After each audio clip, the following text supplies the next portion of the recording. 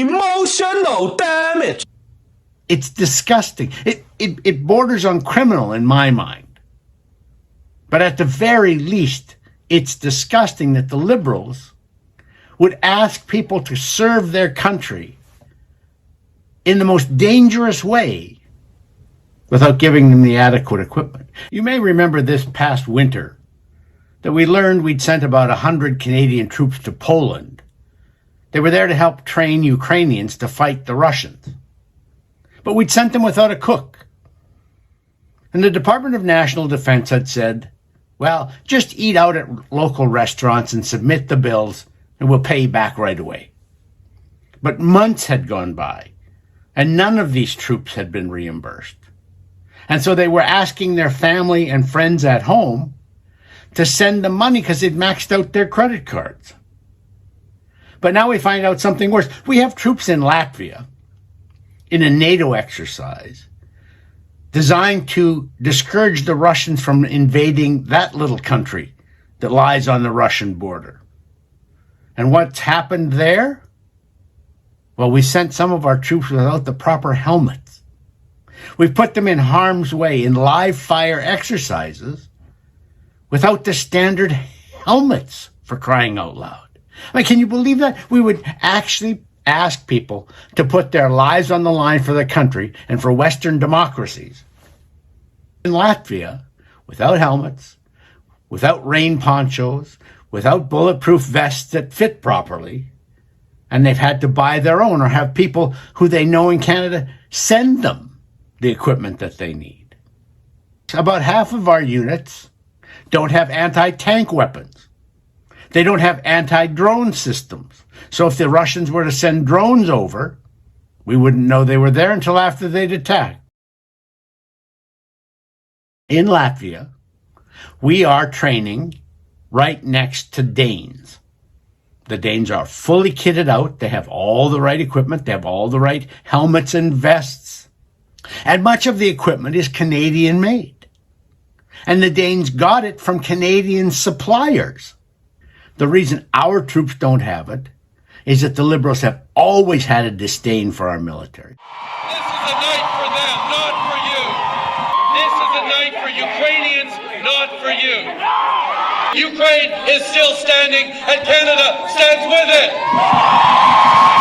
They have no respect for them. They don't mind neglecting them. My name is Brock Blaschuk. I'm a retired corporal with the Princess Patricia Canadian Light Infantry out here in Edmonton, 1st Battalion. So my question is to you, Mr. Prime Minister, what veterans were you talking about? Because you have ISIL or ISIS members coming into a reintegration program. You did a backdoor deal with Omar Khadr with not even stepping into the courtroom. So again, my question is, what veterans were you talking about? Was it the ones that fought for the freedoms and values that you so proudly boast about, or was it the ones who fought against?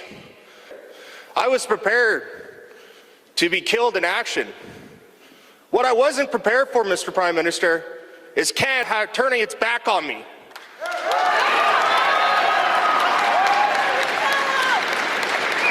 So which veteran was it that you were talking about?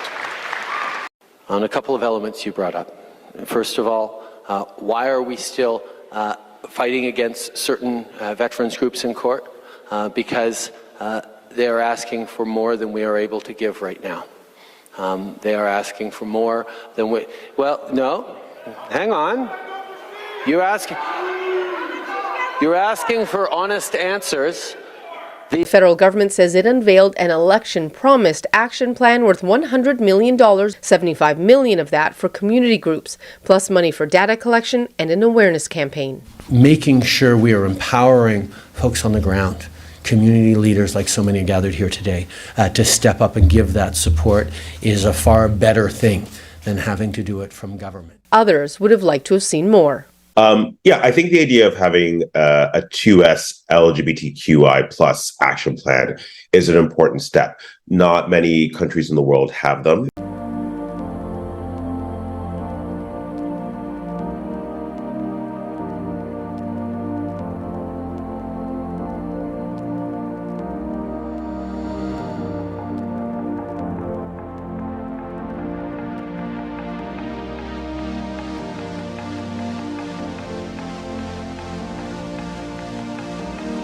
we're going to put into place the steps that are necessary to begin the process of launching a mandatory buyback program, which will get those assault-style rifles out of our communities once and for all. We made a significant payment to Omar Khadr.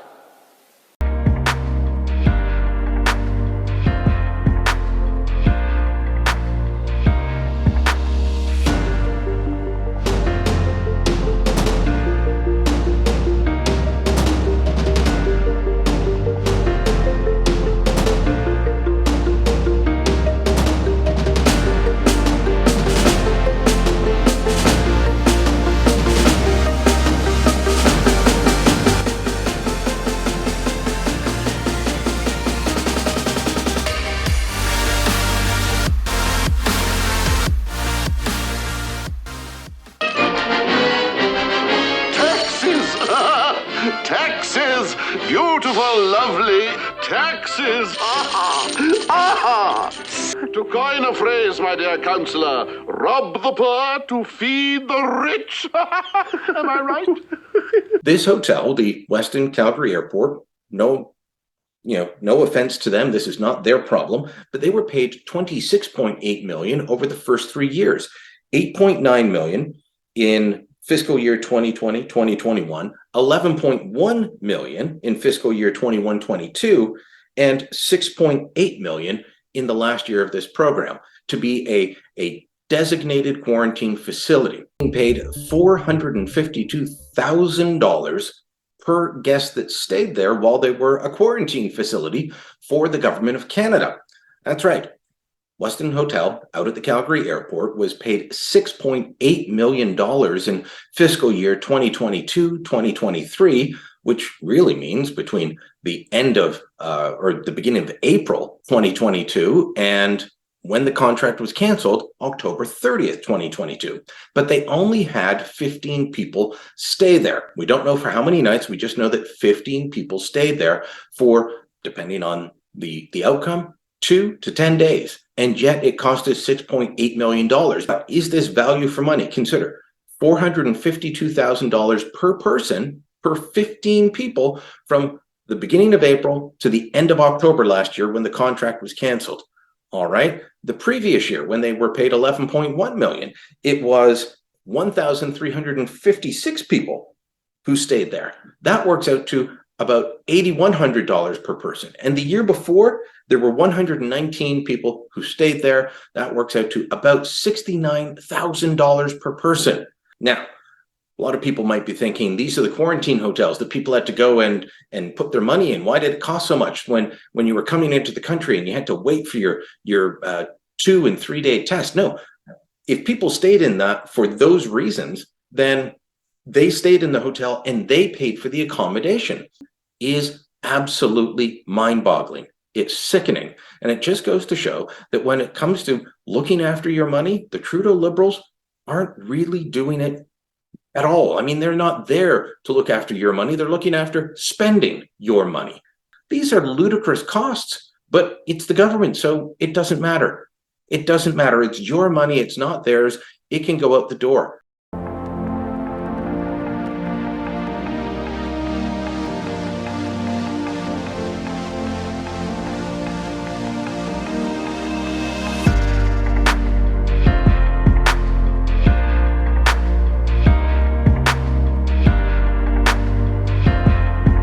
The cost of flying is hard enough on the family budget, but when it comes out of the taxpayer's pocket, it's even more frustrating. CTV's senior political correspondent Glenn McGregor has the breakdown. The Governor General's trip to the Middle East earlier this year was billed as an opportunity to strengthen diplomatic ties. But the cost of feeding Mary Simon and her delegation is now under scrutiny. More than $80,000 for in-flight meals, 3 breakfasts, 2 lunches, and 3 dinners plus snacks, or about $1,700 for each of the 47 people aboard on the 9-day trip to Kuwait, Qatar, and the United Arab Emirates. The bill just for food services hit close to $100,000. The biggest cost on these diplomatic trips is not food or booze, but fuel for the military's aging Airbus aircraft. The bill for jet fuel on Mary Simon's trip to the Middle East, nearly $250,000, Lisa.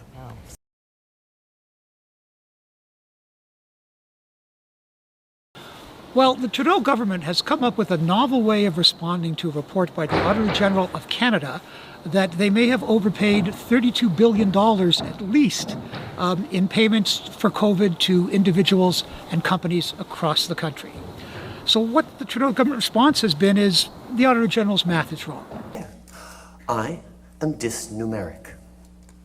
What that means is I have an inability to handle small numbers and little calculations, those easy things that people do so well. And they will decide how much of this money they seek to recover and when they'll do it. So how much money will they seek to recover and when will they do it? We don't know. They're not saying. On the other hand, the Federal Auditor General, Karen Hogan, says that she's concerned that so far they've only recovered $2.3 billion. Remember, we're talking about at least $32 billion. And she's concerned that if the government doesn't take this more seriously, it'll never recover a significant amount of the money that's in question. So, who should we believe? Should we believe the Federal Auditor General of Canada, or should we believe the Trudeau government? Well, the Federal Auditor General of Canada is an independent, nonpartisan financial watchdog who reports to Parliament, not just the government of the day. And that means she reports to all of us as Canadian taxpayers. Justin Trudeau, of course, leads the Liberal government that happens to be the government today. On Canada Day, July 1st, the Trudeau government will be imposing what amounts to a second carbon tax on Canadians. It's called the Clean Fuel Regulations, and its purpose is to lower the carbon content of liquid fossil fuels. Now, the independent, nonpartisan parliamentary budget officer, Yves Giroux, looked at this and said, okay, by 2030, that will increase the price of gasoline by a maximum of 17 cents per liter. But remember, that's separate from the carbon tax. The carbon tax, which Trudeau introduced earlier, by 2030, Yves Giroux says, will increase the price alone of cost of gasoline by, I believe it's 37.57 cents per liter. So all in, that's going to be more than 54 cents per liter. And that compares to, that's a almost 300% increase from the impact of the carbon tax alone today, which is about 14 cents per liter. And of course, the problem is that when the cost of gasoline rises, the cost of almost everything rises, because almost all goods and services need to be transported somewhere. And to do that, you need fossil fuel energy. If you got it, a truck brought it to you. If you got your food, your clothing, your medicine, if you got fuel for your homes, fuel for your industries, a truck brought it to you. He says, you really think these truckers are going to have any kind of an influence on anything? It's truckers. You think they're going to have any influence? The way he said it. He said yeah, it's like truckers. Kind of the leader of the Socialist Party in Canada. So hypothetically, on the side of the working class. The people who are most opposed to the truckers in Canada are the people who vote NDP, the socialists. Like I said, there are people on that side of the equation who, for example, were fostered in the labor movement, and they had things to say. The working class needs to have their say. But the vast majority of people who vote NDP in Canada are opposed to the truckers. It's like, I thought you guys were on the side of the working class. Well, not them. It's like, hey, man, welcome to the working class. Those truckers. If you got your food, your clothing, your medicine, a truck brought it to you. A truck brought it to you. Big business and the government are trying to sow the seeds of dissent among our ranks at a time when we need unity. We need solidarity. I want to write it in the sky. Solidarity. Solidarity. Now, the other thing about the Clean Fuel Regulations is that unlike the carbon tax, there are no rebates. You're not going to get back any money from the government like you do when you're paying the carbon tax. And so because of that, that's what's known, it's a regressive fee or tax. And what that means is that people who are in lower economic brackets will disproportionately pay more of their income than people in higher brackets. And that's because transportation's a necessity, and lower income people pay more of their income on necessities like transportation than people who are wealthier do. But even with the rebates, the parliamentary budget officer says that, no, you have to look at also the negative impact of the carbon tax on the Canadian economy. And so the rebates aren't going to cover that.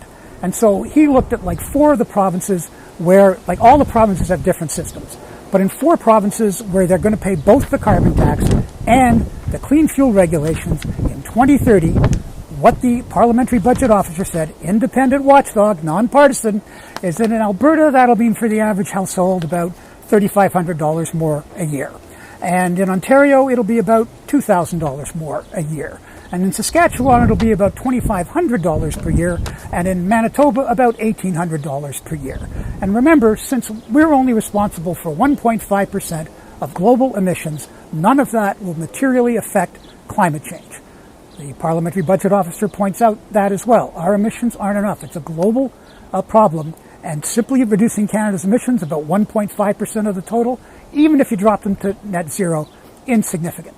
What it will do is give us the moral authority to ask the major emitters like China to lower their emissions. But as we all know, China doesn't really listen all that very much to us. Oh, they are they? Well, they'll be singing a different tune. Double the taxes, triple the taxes, squeeze every last drop out of those insolent musical peasants. And like, isn't this going to make food prices more expensive? And doesn't that mean that hungry people die? Because that is what it means. So ultimately, poor people pay the price of these kinds of policies. No, not ultimately. Today. Today. That's a crucial distinction, because they say, well, ultimately the poor will benefit. Yeah, except the dead ones. Yes, today. Today.